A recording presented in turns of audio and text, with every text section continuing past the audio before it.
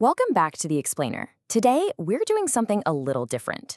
We are stepping way off the beaten path to explore the fierce, intensely localized Indian deities that exist far, far beyond the mainstream narratives you might be used to.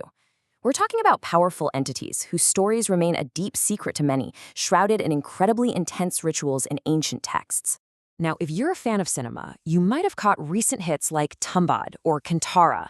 They feature these absolutely terrifying, awe-inspiring depictions of the divine, right? But here's the thing, we aren't talking about fiction today. We're actually diving into the real-world, visceral rituals and beliefs that directly inspired those cinematic portrayals. The foundational concept we're unpacking today totally flips traditional devotion on its head. These specific gods and goddesses, they often aren't worshipped simply out of love. No, they're worshipped out of immense fear and a really intense, raw respect. Throughout this explainer, we're going to see exactly how rural communities mold the divine to reflect their unique and quite often harsh everyday realities. Let's dive right in with Section 1, Khandoba, the Turmeric Warrior. To really wrap our heads around Khandoba, we've got to travel high up into the Sahyadri Mountains of Maharashtra. We need to look at the literal roots of his alternate name, Malhari. It directly translates to the one who defeats the demon Mala.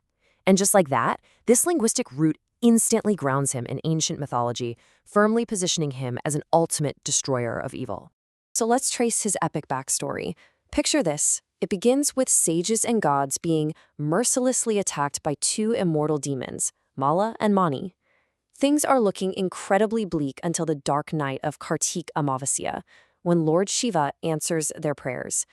He appears as Martamberov, this terrifying warrior wielding a heavy sword covered entirely in bright golden turmeric. After a brutal 6-day battle, Shiva severs Mala's head.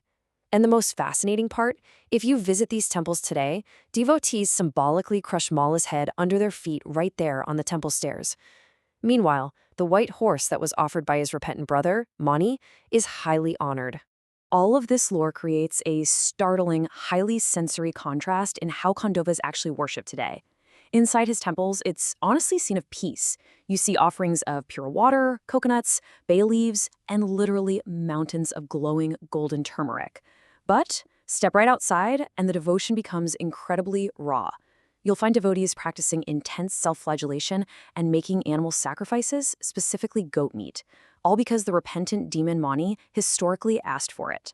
Historically speaking, there was even the Veer ritual, which involved the ultimate sacrifice of a young boy coming of age. And to add a brilliantly rich layer of syncretism to the whole shebang, some traditions even revere Khandoba as a Muslim horseman named Maluka Pathan. This wild, incredible blend of devotion and raw intensity naturally leads us to a pretty captivating question. How exactly does a mortal queen transform into a fierce goddess of rain? That brings us to Section 2, Mariamman, the Fierce Mother. For this one, we're traveling down to the vast societies of South India to witness what is honestly a brilliant transformation. Now, you probably know the mainstream Draupadi from the Mahabharata. She's a mortal queen born of fire, wife of the Pandavas.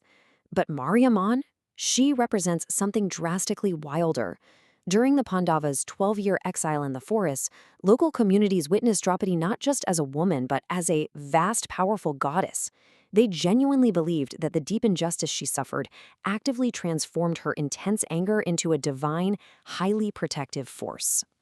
As this fierce mother, her domains are, above all, entirely practical. She isn't just some abstract mythological figure. She provides immediate, literal survival to her rural worshippers. She's the mother who brings much-needed rain to completely barren lands, acting as the ultimate goddess of justice. At night, local festivals illuminate her presence with thousands of glowing oil lamps.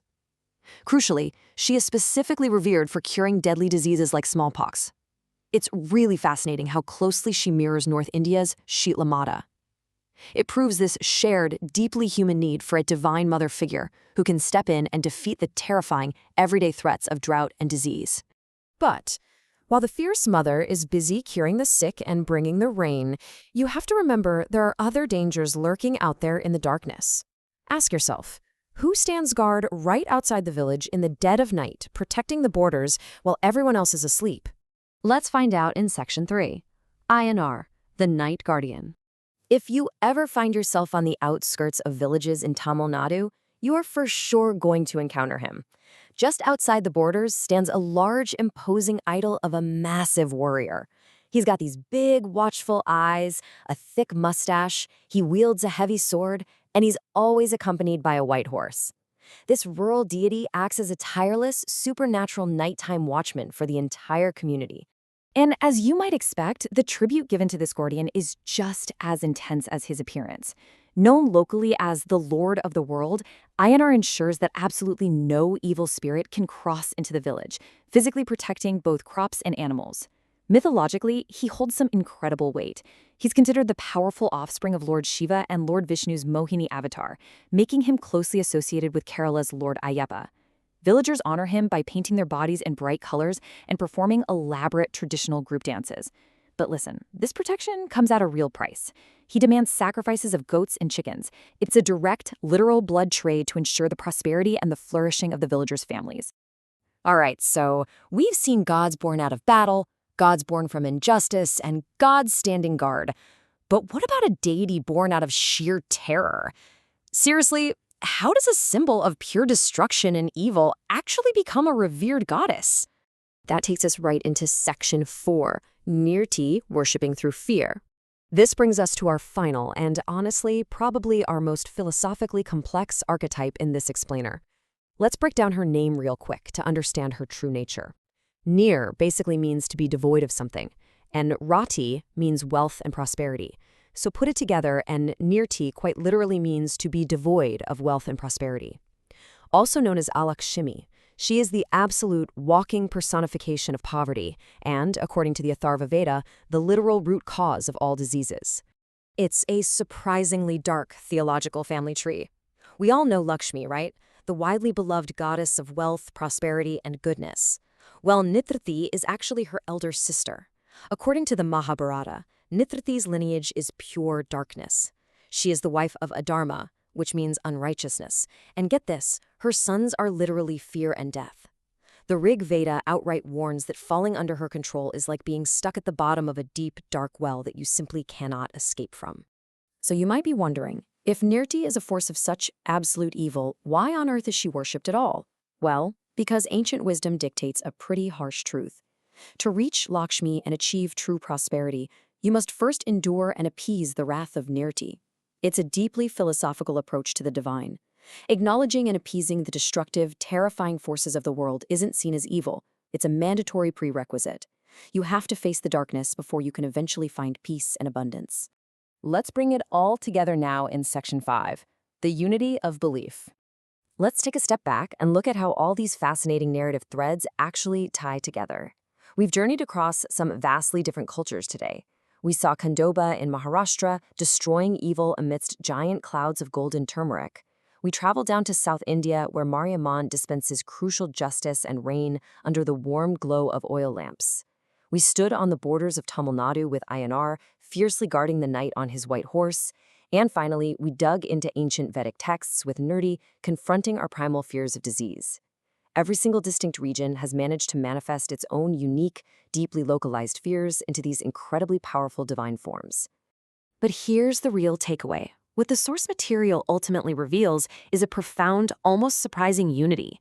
Despite all the terrifying rituals, the blood sacrifices, the fierce faces, it really boils down to one simple truth. Different people adopted the same God in their own ways. Beneath all that primal fear is a beautiful, unifying foundation of unyielding devotion and faith. So I want to leave you with one final, provocative thought to chew on. If our deepest, most visceral fears can be transformed by human communities into powerful, divine protectors, what does that really reveal about the true nature of human faith? Thank you so much for exploring these incredible mysteries with me today. Keep asking those big questions, keep up the focused learning, and I will see you in the next explainer.